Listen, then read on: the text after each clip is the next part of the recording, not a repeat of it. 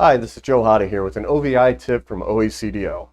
Today we're talking about field sobriety tests, specifically the walk and turn test. Now we all know the normal field sobriety test, the HGN, walk and turn, and the one leg stand. Today we're talking about the walk and turn, and it's because it's arguably the most important field sobriety test. I hear all the time about how juries, they don't really understand how alcohol causes nystagmus, or what the officer's looking for when he's doing that test. And when it comes to the one leg stand, they get back in the jury room and everybody tries it, and nobody believes that anybody can actually pass that test. So today we're going to talk about the walk and turn. Now, the walk and turn isn't exactly a fair test because there's 8 clues, and it's not like they tell the guy what they're looking for, what they're going to be grading him on when they start the test. But we can go a bit beyond that. It gets a little bit better for us. Today we're going to talk about how the walk and turn has little or no evidentiary value. And that's not just my personal opinion. We're going to get to that conclusion using NHTSA itself. Okay, so this is something that has a lot of value at trial, not necessarily, in my experience, pulling a lot of weight at a motion to suppress, but we can get the foundation we need for trial by bringing this up at the motion to suppress. I use validation studies a lot, and I think the courts that I practice in come to the conclusion that it's better to just let Joe ask his questions and get it over with than really fight through objections about this, given that there are no rules of evidence at a motion to suppress hearing.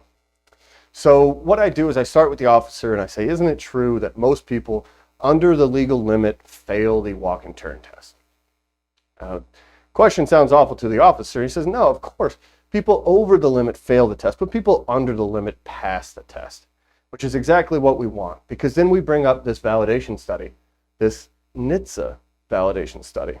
This one right here, the validation of the standardized field sobriety test battery at BACs below a 0.10%. This is from 1998. I believe this is from San Diego, and I know this slide is small, but let's get down to page 21.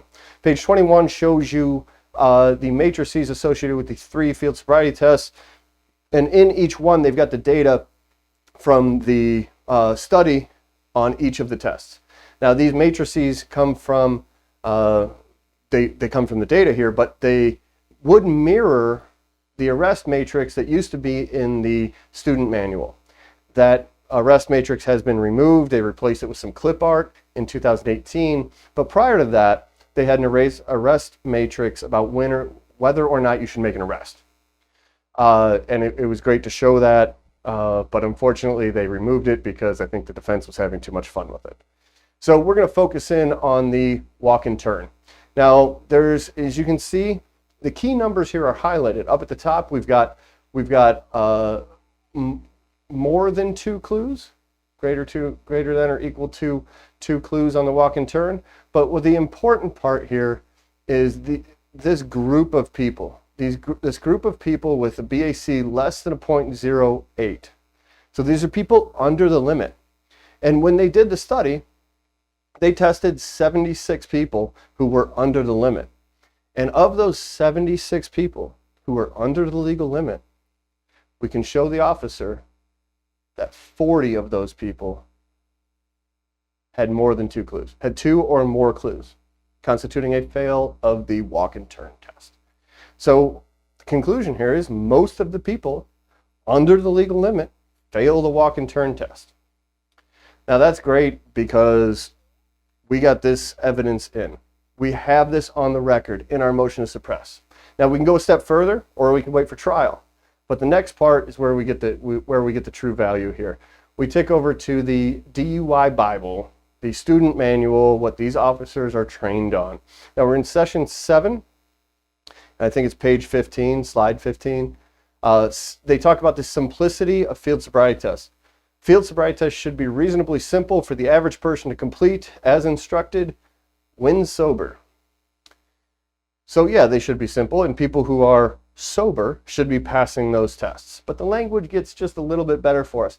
If you go down to the last sentence on this slide, I'll make it nice and big for you. Tests that are difficult for a sober subject to perform have little or no evidentiary value. That's what we're looking for. That's what we have the officer all framed up on. He's already said that most people under the legal limit fail this test. and therefore walk and turn has little or no evidentiary value. There you go. That's our OECDL OVI tip on the walk and turn, and we look forward to giving you more in the future. Thank you.